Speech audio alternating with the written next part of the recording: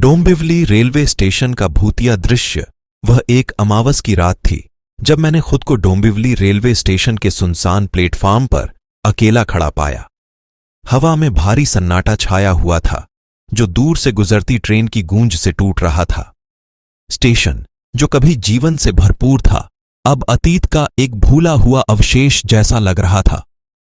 जैसे ही मैंने चारों ओर देखा एक अजीब सी अनुभूति मुझ पर हावी हो गई, मानो मेरे पैरों के नीचे की जमीन पर कोई रहस्य छिपा हो जिसे उजागर करने की जरूरत हो।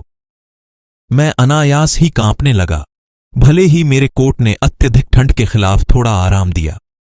किंवदंती है कि एक लड़की जिसका नाम धीमे स्वर में फुसफुसा रहा था का कई साल पहले यहां दुखद अंत हुआ था।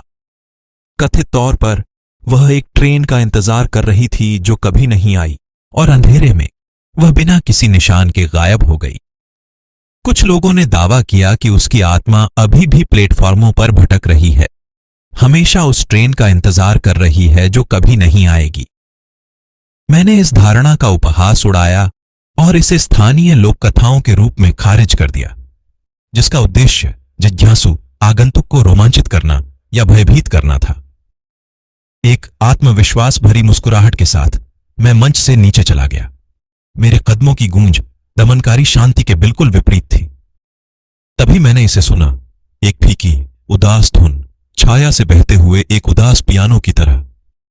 तेजी से मुड़ते हुए मुझे मेरे सामने फैले खाली मंच के अलावा कुछ भी नहीं दिखाई दिया। स्वर तेज हो गए, उनकी वर्णक्रमीय गुणवत्ता मेरी हड्डियों में समा गई। एक रेंगती बेचैनी मेरे पेट के गड्ढे में बस गई। मुझे स्रोत ढूंढना था। मैं परित्यक्त स्टेशन से गुजरते हुए उस मनमोहक धुन का अनुसरण करने लगा। यह मुझे मंच के किनारे तक ले गया जहां एक पुरानी जंग लगी बेंच छाया में छिपी हुई थी और वह वहां बैठी थी, एक वर्णक्रमीय आकृति। उसकी छाया स्याह रात में बमुश्किल दिखाई दे रही थी। उसकी अलौकिक उपस्थिति ने मेरी रीढ़ में सिहरन पैदा कर दी। एक फटी हुई सफेद पोशाक पहने हुए वह आगे की ओर देख रही थी। उसकी आंखें खाली थीं, फिर भी दुहक से भरी हुई थीं। उसकी उंगलियां एक प्रेत पियानो की चाबियों पर नृत्य कर रही थीं, जिससे शोकपूर्ण धुन पैदा हो रही थी जो हवा में लटक रही थी। मैं सावधानी से पास आया। मेरा दिल भयावह धुन के साथ लय में धड़क रहा था। जैसे कि मेरी उपस्थिति को महसूस करते हुए उसने अपनी दृष्टि मेरी ओर घुमाई। आंखें खोखली लेकिन एक लालसा से भरी हुई थी जो खामोशी को चीर रही थी। आप कौन हैं? मैं हकला रहा था। मेरी आवाज बमुश्किल फुसफुसा रही थी। उसके होंठ कांप रहे थे, ऐसे शब्द बनाने के लिए संघर्ष कर रहे थे जो कभी आए ही नहीं। इसके बजाय उसकी आंखों ने मुझसे विनती की, मुझसे उसकी दुर्दशा को समझने का आग्रह किया। मुझे पता चला कि उसका नाम मीरा था, एक युवा महिला जो दशकों पहले डोंबिवली रेलवे स्टेशन से गायब हो गई थी। वह एक ऐसी ट्रेन का इंतजार कर रही थी जो कभी नहीं आई और उसका गायब होना एक रहस्य बनकर रह गया था, एक दुखद कहानी जो समय के साथ खो गई।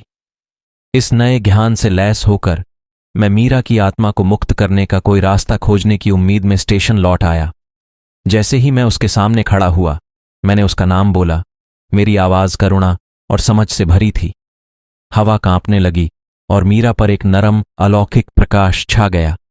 उसने कृतज्ञता और आशा की झलक के साथ मेरी ओर देखा और फिर एक अंतिम कामोत्तेजक नजर के साथ वह लुप्त हो गई और अपने पीछे केवल अपनी मनमोहक धुन की गूंज छोड़ गई। उस क्षण से स्टेशन अलग लग रहा था। दमनकारी शांति दूर हो गई थी, उसकी जगह शांति की भावना ने ले ली थी।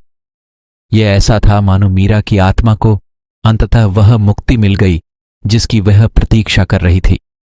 आज तक मैं डोंबिवली रेलवे स्टेशन पर जाता हूं, किसी शानदार मुठभेड़ की तलाश में नहीं, बल्कि मीरा की स्मृति को श्रद्धांजलि देने के लिए।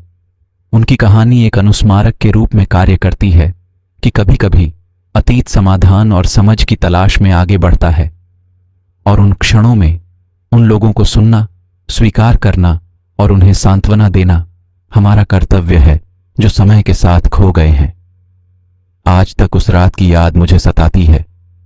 मैं विस्मय और घबराहट की भावना से भरा हुआ हूं। हमेशा के लिए मीरा की रहस्यमय विरासत और डोंबिवली की वर्णक्रमीय ट्रेन से बंधा हुआ हूं।